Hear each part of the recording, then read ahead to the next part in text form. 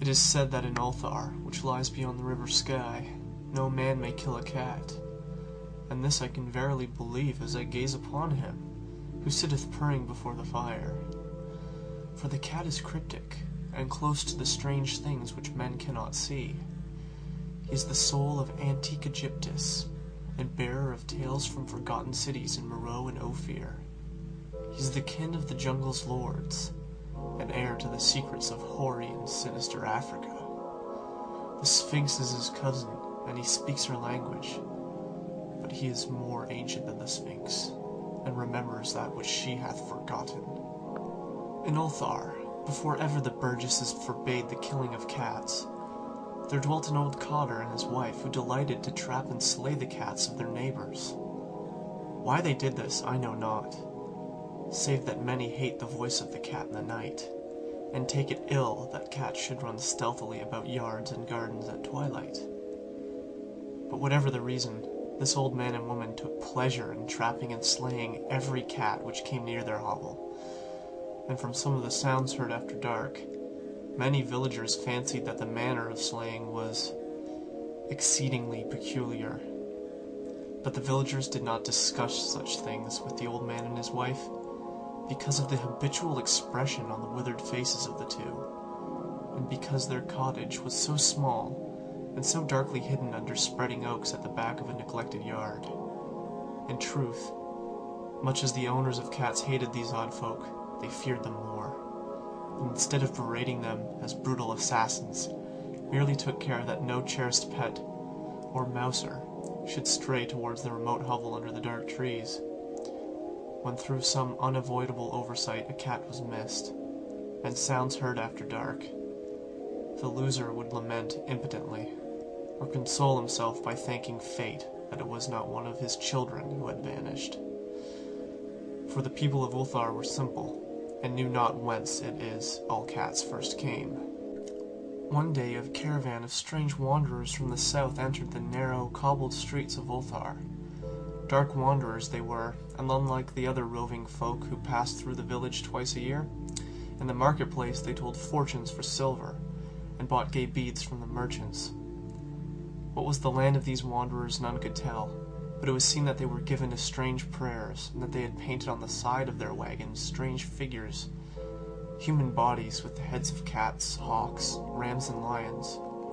And the leader of the caravan wore a headdress with 2 horns, and a curious disc betwixt the horns.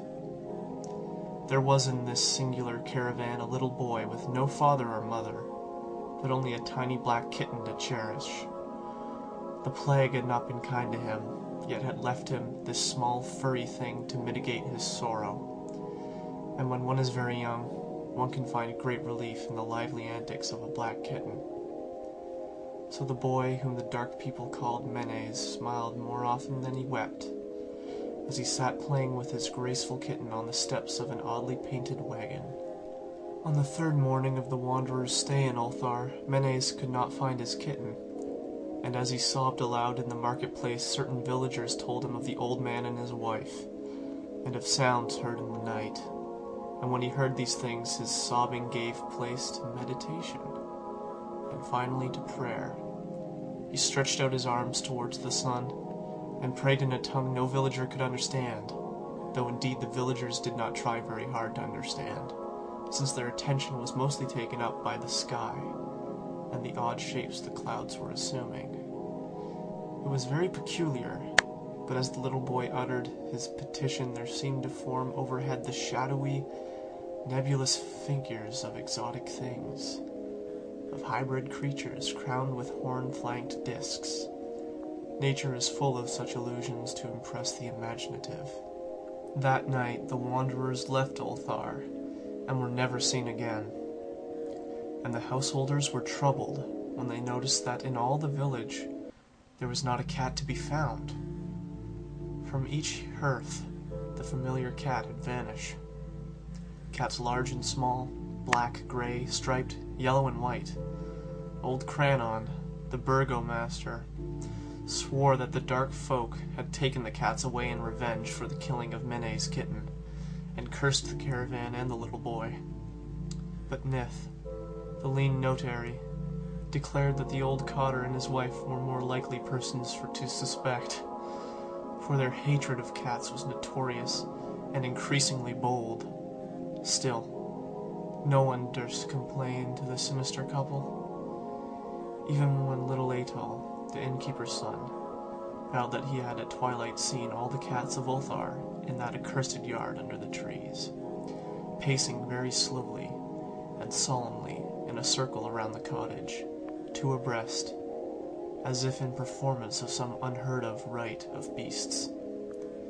The villagers did not know how much to believe in from such a small boy, and though they feared that the evil pair had charmed the cats to their death, they preferred not to chide the old cotter till they met him outside his dark and repellent yard. So Ulthar went to sleep in vain anger, and when the people awakened at dawn, behold, every cat was back at his accustomed hearth. Large and small, black, gray, striped, yellow, and white, none were missing. Very sleek and fat did the cats appear, and sonorous with purring content. The citizens talked with one another of the affair, and marveled not a little. Old Cranon again insisted that it was the dark folk who had taken them, since cats did not return alive from the cottage of the ancient man and his wife. But all agreed on one thing, that the refusal of all the cats to eat their portions of meat and drink, their saucers of milk, was exceedingly curious, and for 2 whole days the sleek, lazy cats of Ulthar would touch no food, but only doze by the fire or in the sun. It was fully a week before the villagers noticed that no lights were appearing at dusk in the windows of the cottage under the trees. Then the lean Nith remarked that no one had seen the old man or his wife since the night the cats were away. In another week the burgomaster decided to overcome his fears and call at the strangely silent dwelling as a matter of duty, though in so doing he was careful to take with him Shang, the blacksmith, and Thull, the cutter of stone, as witness. And when they had broken down the frail door, they found only this: 2 cleanly picked human skeletons on the earthen floor, and a number of singular beetles crawling in the shadowy corners. There was subsequently much talk amongst the burgesses of Ulthar. Zath, the coroner, disputed at length with Nith, the lean notary, and Cranon and Shang and Thull were overwhelmed with questions. Even little Atoll, the innkeeper's son, was closely questioned and given a sweetmeat as reward. They talked of the old cotter and his wife, of the caravan of dark wanderers, of small Menes and his black kitten, of the prayer of Menes, and of the sky during that prayer, of the doings of the cats on the night the caravan left, and of what was later found in the cottage under the dark trees in the repellent yard. And in the end, the burgesses passed that remarkable law, which is told of by traders in Hatheg and discussed by travelers in Near, namely, that in Ulthar no man may kill a cat.